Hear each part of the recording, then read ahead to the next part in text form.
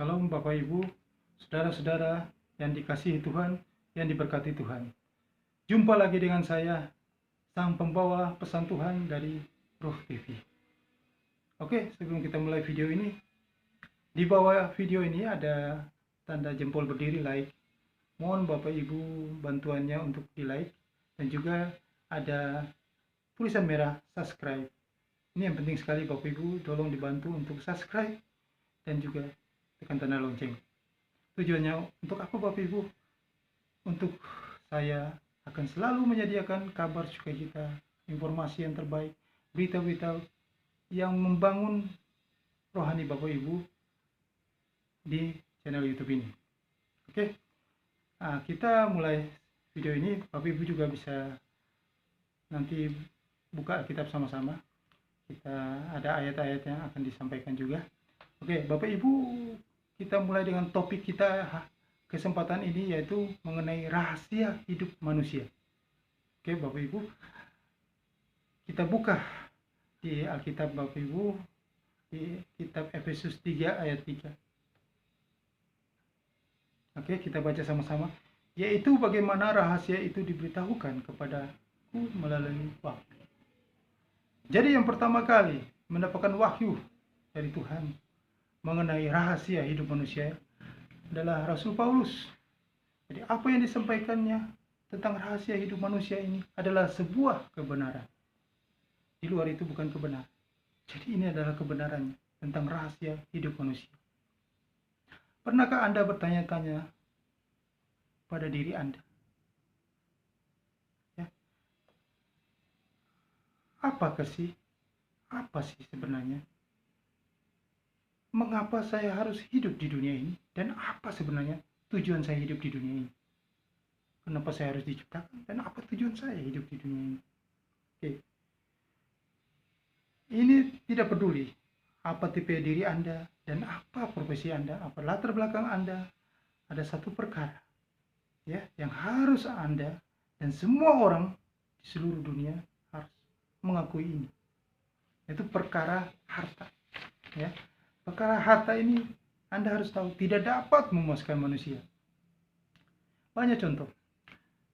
Misal ada seorang terkaya pada zamannya, namanya Aristotle Onassis, seorang juragan kapal terkenal, bergelimang harta kaya raya sampai tua, istrinya banyak.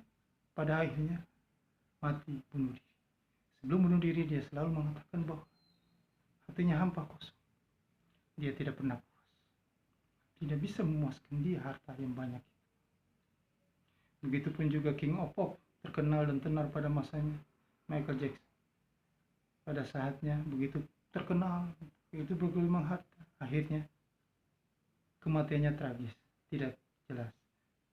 Sama juga dengan penyanyi terkenal Whitney Houston, bunuh diri. Banyak cerita tentang yang bergelimang harta tapi akhirnya tidak puas. Pendidikan. Anda mengejar pendidikan tinggi mulai dari S1, S2, Master, Anda ingin jadi doktor, bergelar Profesor, PhD, S3, S-Lilin, S-Cendol. Akhirnya Anda tidak merasa puas. Anda mengejar keberhasilan, Anda sudah mencapai target, Anda tidak mengejar lagi target. Anda ingin jadi anggota dewan, ingin jadi bupati, gubernur, ingin jadi menteri, presiden, kalau bisa di atas presiden, kalau ada. Kejar terus. Kata motivator, kalau Anda merasa puas, berarti Anda tidak bisa sukses. Oke, jadi kalau mau sukses, Anda jangan merasa puas, Anda kejar terus. Sudah dapat, kejar lagi, jangan puas, kejar lagi. Dan nanti pada akhirnya Anda stres. Bisa-bisa Anda bunuh diri. Nah, kata motivator, kalau Anda masih muda, Anda kerja keras. Ya. Kalau bisa, jangan tidur 6 jam, 8 jam. Tidak usah tidur. Kejar terus saja. Kalau bisa kaki Anda di bawah, kepala Anda di atas. Itu baru bisa sukses. Kalau Anda malas-malasan, tidak bisa sukses. Itu pandangan yang di luar keinginan Tuhan. Akhirnya apa? Sia-sia. Jet Li, aktor terkenal kungfu, aktor Hong Kong terkenal. pada masa muda kerja keras dia untuk mencapai ketenaran dia sampai kurang istirahat. Pada akhirnya sekarang dia lumpuh. Dia katakan 30 tahun saya kerja keras mencari ketenaran. Sekarang saya menghabiskan 30 tahun saya dengan saya sia-sia, tidak pernah puas. Terus Anda akan mengatakan, terus mengapa? Karena Anda belum mengetahui rahasia hidup manusia. Oke, Anda harus tahu bahwa itu semua adalah rencana Allah. Allah mempunyai satu rencana dan rencana ini sangat berkaitan dengan manusia. Dalam Alkitab rencana ini disebut ekonomi Allah. Kita buka kitab Efesus 1 ayat 10. Sebagai persiapan kegenap waktu. Oke, kita buka ya namanya Efesus ayat 10.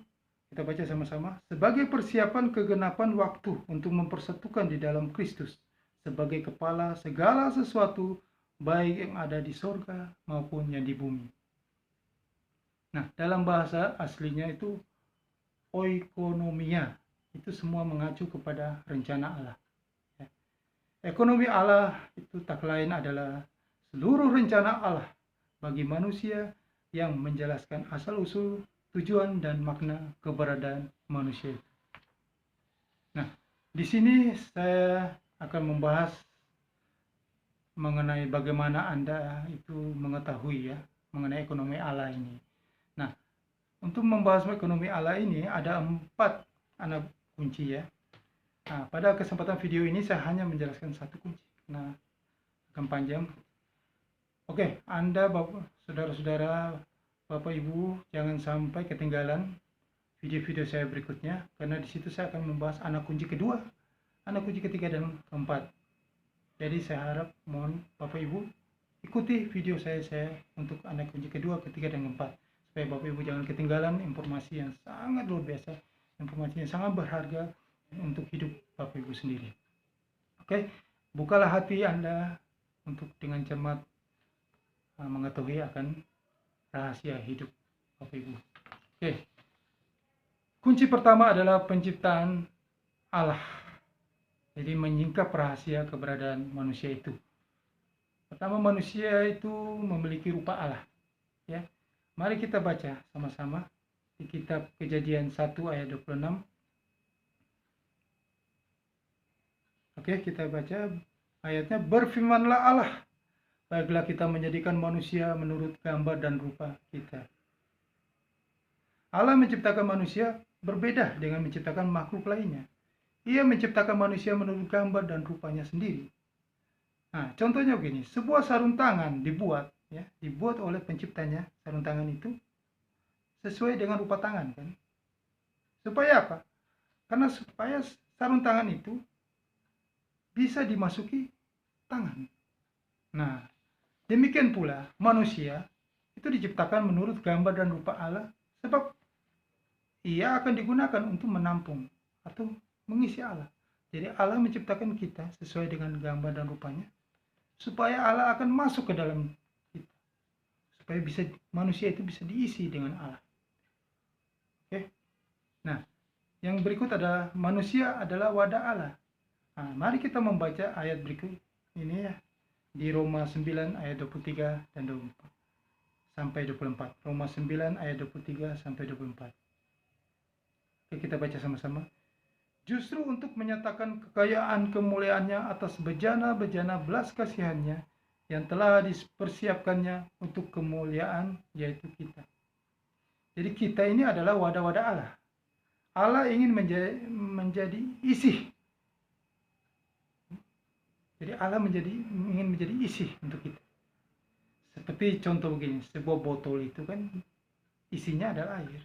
Nah, begitupun juga kita isinya adalah sebenarnya Allah. Gitu loh. Allah, bukan yang lain, adalah Allah.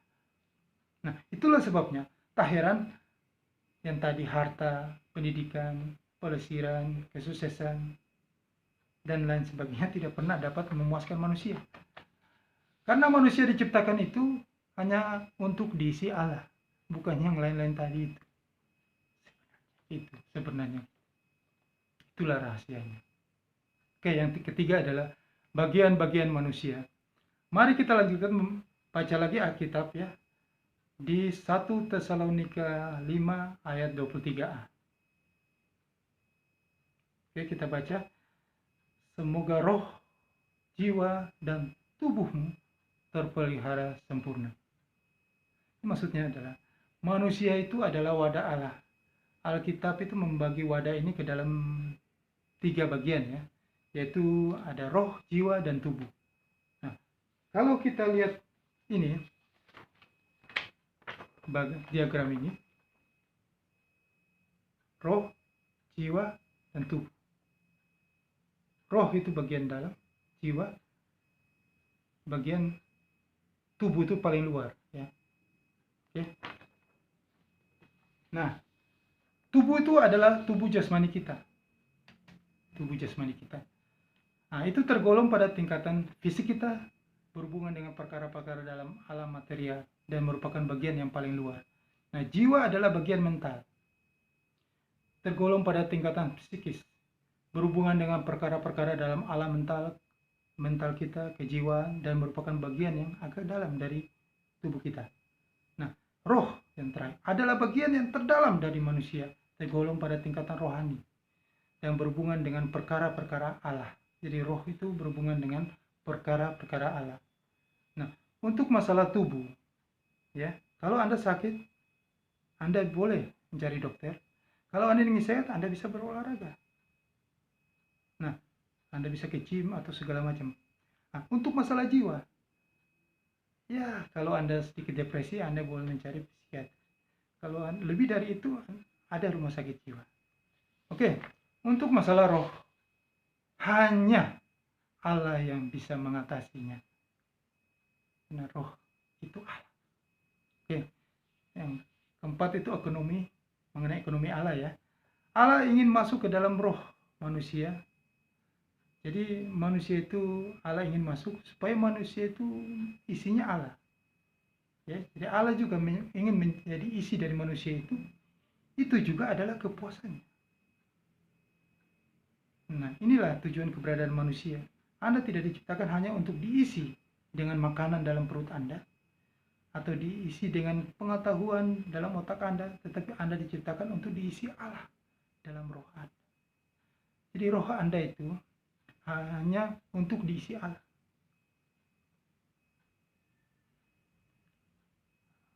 Anda terpuaskan dengan roh Anda diisi Allah, dan Allah juga puas karena Allah bisa masuk ke dalam roh Anda. Itulah tujuan Allah sebenarnya untuk menciptakan Anda. Ya, kita lihat ini bagannya tuh. Ya, kita lihat ini. Allah masuk ke dalam roh. Setelah roh dimasuki Allah, maka jiwa Anda tenang. Setelah itu baru tubuh Anda. Oke, sampai di sini dulu pembahasan mengenai anak kunci yang pertama. Semoga saudara-saudara, Bapak Ibu terberkati dengan informasi dari apa yang disampaikan di video ini. Bapak Ibu jangan lupa, tadi saya ulangi lagi, untuk jangan lupa like, subscribe, dan tekan tombol lonceng, karena ini sangat berguna untuk Bapak Ibu, karena saya selalu akan menyediakan informasi-informasi kepada Bapak Ibu. Oke, semoga informasi yang saya sampaikan ini bisa bermanfaat bagi Bapak Ibu mengenai rahasia hidup manusia. Dan jangan lupa Bapak Ibu ikuti video-video saya selanjutnya, karena saya akan membahas tentang anak kunci kedua yang sangat luar biasa kepada Bapak Ibu semuanya. Oke, Tuhan Yesus memberkati. Haleluya.